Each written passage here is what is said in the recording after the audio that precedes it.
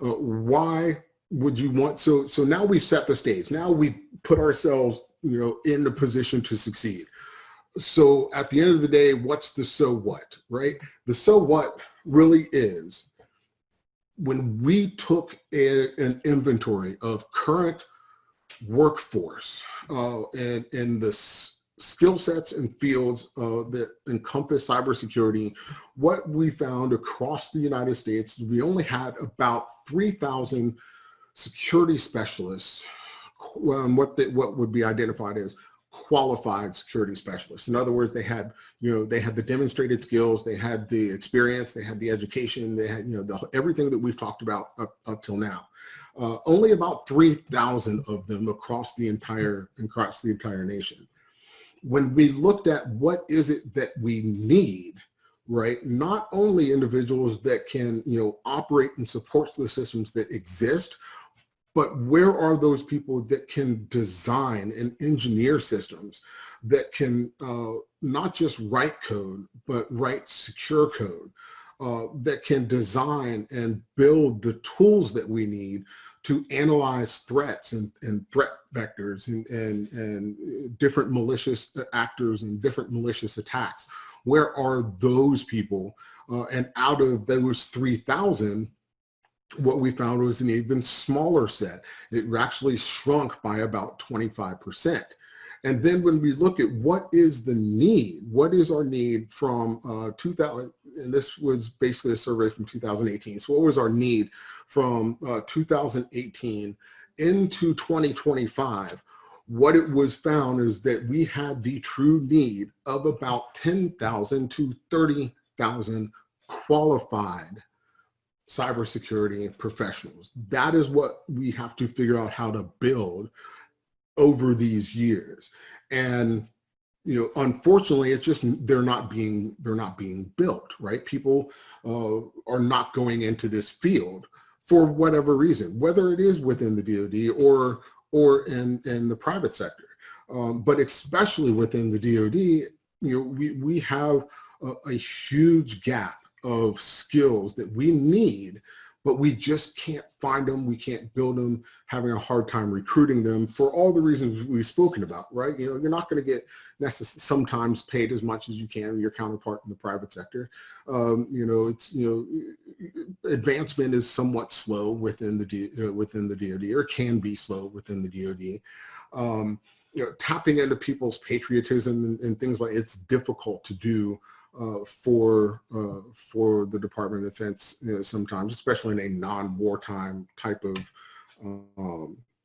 environment.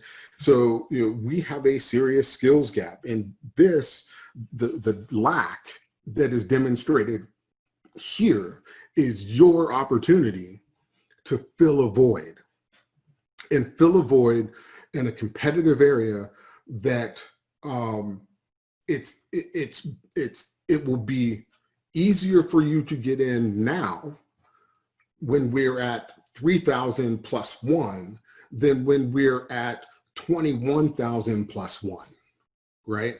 The Department of Defense, they will train you into what they want as long as there's an area of need for it. A lot of the roadblocks that are there for other career fields within the Department of Defense currently are not there for cybersecurity specialists. For instance, one of the rules within federal hiring is it must be competitive, right? And all that means is I have to post a position for, X amount of days, right? Whether it be, I think the shortest I could post a position was 3 days, and then it would, maybe I would leave it up for 3 months depending, right? And I had to review all the resumes, I had to, interview X amount of people depending on the level of the position and things like that. And that is true for every other career field currently within the Department of Defense, with some exclusions here and there, but it's not true of cybersecurity because it is designated as such an area of need where hiring managers can just do what they call direct hires. they see your resume, they like your resume, they extend a job offer.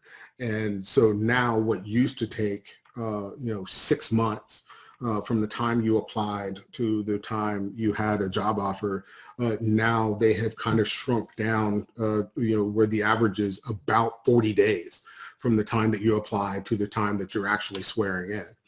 And that's just unheard of, right? When I accepted my first government position as a government civilian, it took every bit of 6 months from the time that I applied to work through all the hoops and everything else to the time that I actually went to swear in. So to be able to shrink that 6 month time frame down into just over a month, that lets you know exactly what a large area of need it is, and use it to your advantage, right?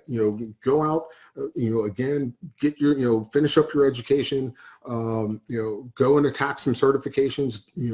If you feel you don't have enough experience, go do some volunteer work, setting up networks at a local grocery store or something to get some experience, to get you positioned in a space that is going to do nothing but grow while the rest of the federal government is beginning to shrink and beginning to contract.